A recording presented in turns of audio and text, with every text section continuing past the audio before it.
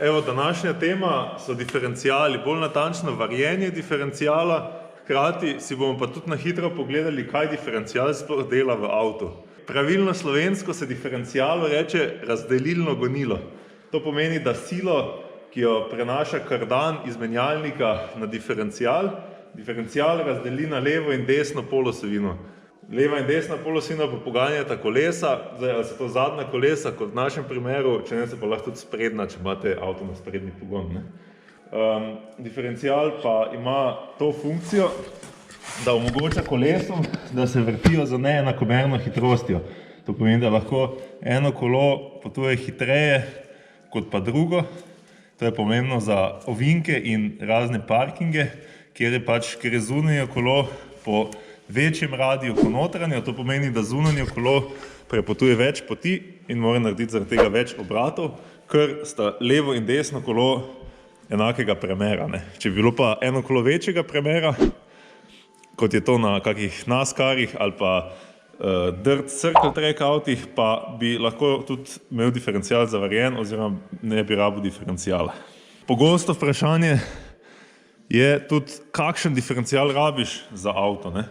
Zdaj, obstajajo daljši in krajši diferencijali. Krajši diferencijal prenese predvsem več navora v vsaki prestavi na zadnja kolesa. To pomeni, da je zadnja kolesa lažje vrteti in za razne rally avte in nas drifterje, ko rabimo bliskovite pospeške oziroma dost navora, da zavrtimo kolesa v prazno, je pomembno, da imamo pač krajši diferencijal. Kako ugotoviš, kak diferencijal imaš? V bistvu ga lahko prešteješ in prešteješ ga tako, da si označiš neko referenčno točko in zavrtiš sprednjo prerobnico. Tale zob na prerobnici bo naša referenca, na polosovini imamo pa ta trak, ponavadi si označim s kakšnim flumastrom, ampak za video je pač trak boljša referenca. In če zavrtimo tega za en obrat, 2 obrata, 3 obrate in celo 3,5, pa še vedno ni na sredini. Naša referenca je 3,6 nekje.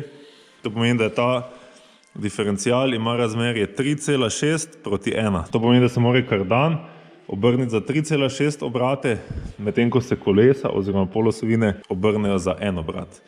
To je redukcija in ta diferencijal je relativno kratek. Evo, tako lahko identificirate diferencijale. Pri driftanju pogosto potrebujemo prenos moči na obe kolesi in to je najlažje doseči tako, da se diferencijal zavari. To pomeni, da se planetarni zobniki zavarijo med sabo in avto ves čas prenaša moč preko kardana na obe polosovini. Za varjenje diferencijala ga moramo pa najprej pripraviti in to naredimo tako, da najprej spustimo ven olje. Vsi diferencijali imajo 2 čepa, ta spodnji čep je tisti, kjer olje spustiš ven, zgornji je pa tisti, kjer ga naliješ. Ena pomembna stvar je tudi to, da diferencijali so zelo obremenjene komponente in vsak diferencijal ima oddušek. Če se oddušek zamaši, nastaja v diferencijalu pritisk, ko gre skozi svoje toplotne cikle. In to bo povzročilo to, da začne puščati na stranskih tesnilih, tako da je vedno potrebno preveriti, da ta oddušek dejansko funkcionira in da ni zamašen, bodisi s svinjarijo ali pa poškodovan ob demontaži in podobno.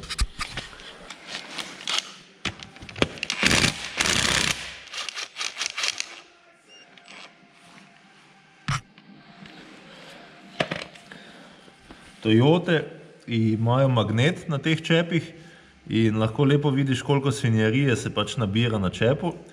To je normalno za diferencijal, zato ker pač se obrablja tekom svoje življenjske dobe. Vsi ti čepi imajo vedno aluminijaste ali bakrene podložke, tako da teh ne zgubiti, ponavadi se jih da uporabiti, če čep ni bil preveč zategnjen. Naslednja točka priprave diferencijala je odstranitev zadnjega pokrova. Ta zadnji pokrov ima več vijakov, ker je tudi nosilni del diferencijala.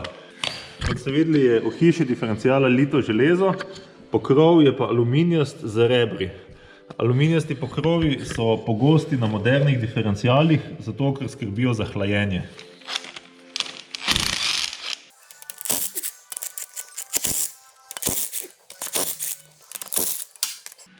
vijake pobiram iz pokrova od zgoraj na vzdolj, zato ker je sigurno še nekaj olja noter. Po litih aluminijastih komponentah ni preveč pametno tolčt, zato si raje pomagaš z izvijačem in odlepiš ta silikonski zalepljen pokrov, tako da pajsneš med kakšne zobe, ki jih najdeš tukaj na diferencialu. Zdaj moramo pa biti pripravljeni na poplavo.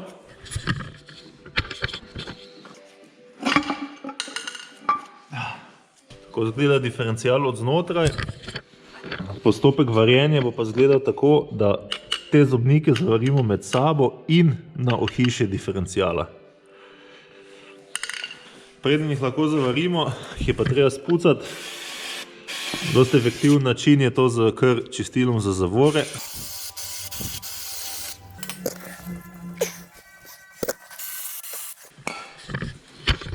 Evo, diferencial je na mizi, na katerega bom zavaril. Rad bi zavaril zobnike med sabo in pa zobnike na ohišje. Marsikdo še vedno reže pa švaca ploščice med zobnike, kar se meni zdi zapravljanje časa in materiala. Zato, ker če zobnike zavariš med sabo in na ohišje, je prijemališče vara na večjem radiju, ne. To pomeni, da bo var manj obremenjen in bo tudi bolj močno držal. To pomeni, da je večja šansa, da var poči, in če var poči, se diferencial bolj ali manj sigurno zdrobi, ker kakršnikoli koščki v ohišju diferenciala bojo sigurno prišli med ring in sprednji zobnik, in to pomeni v večini primerov katastrofalni defekt. Zelo pomembna stvar je to, da čim manj onesnažimo okolje v diferencialu, kljub temu, da bomo uporabljali MIG švas aparat, in to ni najbolj čista tehnika varjenja. Fino je, da nam speter ne pada po ringu in diferencial je leže na mizi, zato da koščki, ki letijo stran od vara oziroma žlindra, ne pada v sprednje ležaje in na sprednji zobnik, ki jih je pač zelo težko očistiti, ker ne moreš priti do njega, ne. Trenutno ni v diferencialu polosvin, jih bom pa vseeno nabil noter, zato ker me je strah, da ob varjenju potegne ta zobnik zaradi pač termalne ekspanzije in potem ne bi mogel več uloviti ozobljenja, ki ga ima polosvina na sebi. Tako da bomo na hitro dali polosvine noter. Polosvine so noter. Pri varjenju je poleg tega, da zalijem z varom oba zobnika skupaj, treba pa paziti to, da ne privarim polosvine, ki tukaj gleda v diferencial, na zobnik, ker je potem v primeru defekta ne bo več mogoče menjati. Zdaj moram pa pobrisati še to olje, ki je priteklo izza ležajev, pa lahko začnem variti.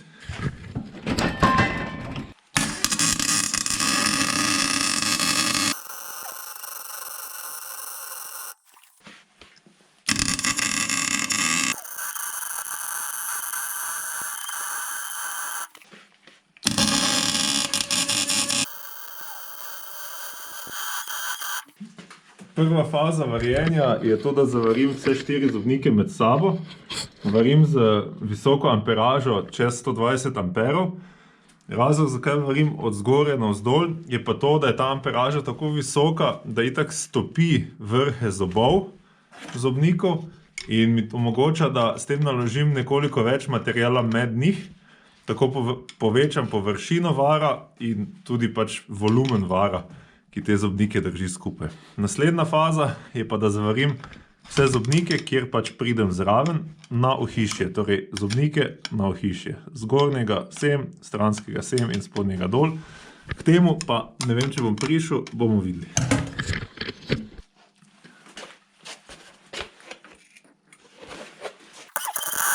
Naj vas ta čas, ko jaz švasam, spomnim na to, da še vedno sprejemamo člane na naši mailing listi. Kot član dobivate posebne kode za popust in 3-krat mesečno obvestila o akcijah, novih izdelkih in izdelkih, ki bodo na voljo v omejenih količinah. Za vsa mogoča vprašanja smo pa na voljo na info@skit-shop.com. Zdaj pa pičimo nazaj k švasanju diferenciala.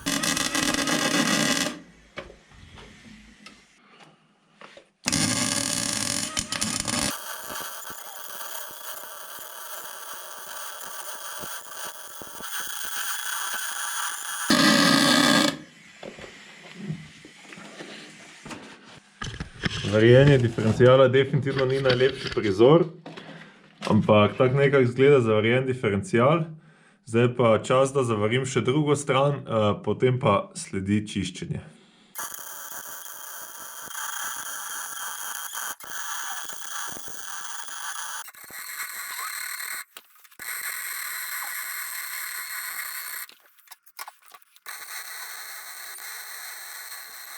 Po varjenju diferencijala ga je treba še očistiti, ostane ful teh koščkov žlindre in vsak od teh koščkov lahko pride med zobnike in hitro zaradi tega pride do poškodbe, ker zobniki niso narejeni za to, da stiskajo kose železa med sabo.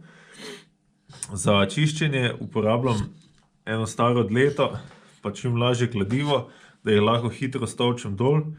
Kasneje pa drteno krtačo in pa brake cleaner, da to sčistimo ven. Se je pa treba res potruditi, zato ker vsak od teh koščkov lahko pomeni poškodbo na diferencijalu. Tako da samo čiščenje pogosto vzame dlje časa, kot pa varjenje difa. To je bilo nekaj nasvetov z moje strani, kar se tiče priprave diferencijala za driftanje. To je najcenejši način, kako pripraviti diferencijal za drift. Ob tej priliki bi pa bilo tudi dobro povedati to, da vsi miti o tem, kako je zašvasan diferencijal nevaren in kako se avto slabo pelje, kako te nepredvidoma da počez, niso resnični. Zavarjen diferencijal, ki hkrati poganja obe kolesi, avtu kvečjemu pomaga boljše držati smer in bolj predvidljivo prenaša pogon na tla. In na ta način je avto kvečjemu bolj stabilen in dokler ga ti ne provociraš z raznimi clutch kicki oziroma pretiravanjem na gas pedalu, avto sam od sebe ne bo šel počez. Edina razlika, ki jo je mogoče opaziti, je nekoliko podkrmarjenja na začetku ovinka, zato ker pač bi diferencijal najraje videl, da gre avto ravno in ne v ovinek. Ta video bi rad zaključil z mislijo, da uporaba zavarjenih diferencijalov na cesti verjetno ni dovoljena, ampak iz lastnih izkušenj sem prepričan, da sam zavarjen diferencijal ne poslabša handlinga avta. Sami pa precenite, kje in kako ga uporabljati. To je pa to za danes. Z vami sem bil Erik, hvala za ogled in posluh in se vidimo v naslednjem videu.